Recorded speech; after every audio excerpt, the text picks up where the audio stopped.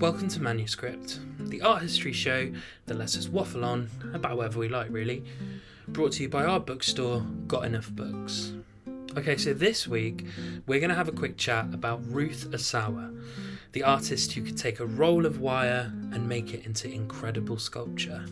Asawa was born in California in 1926, the daughter of two Japanese immigrants who ran a farm. When the Second World War hit in 1939, her family was sent to an internment camp. She was just 16 years old. And somehow, in that completely unjust, enclosed place, she started to draw, taught by artists who were also imprisoned there with her.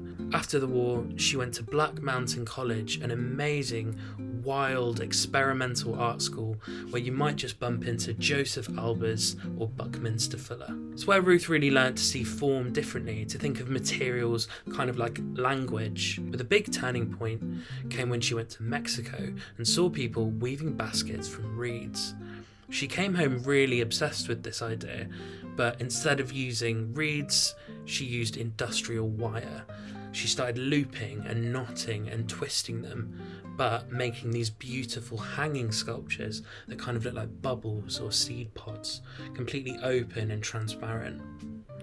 Pieces like the beautifully titled, untitled, open bracket S.562 close bracket, or untitled open bracket S.114 close bracket are perfect examples. Very evocative names, by the way.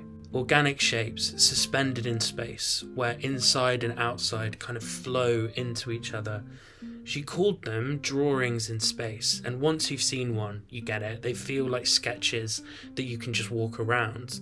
Asawa's sculptures are her most cited works, but not the only ones. She was not just a wire sculptor by any stretch. Later in life, she turned her attention to education and community projects in San Francisco specifically. She even made the San Francisco Fountain, this bronze relief full of little city scenes cast with the help of local kids. For her, art was never really separate from everyday life. Ruth passed away in 2013, but her work is still held in some of America's finest institutions like the Whitney, the DeYoung, and the Getty, which feels right and just because her whole life was about making something delicate but strong, beautiful but useful. For more on art, artists, or any other creative subjects, come down to Got Enough Books, where we have second-hand books for first-rate people. See you there.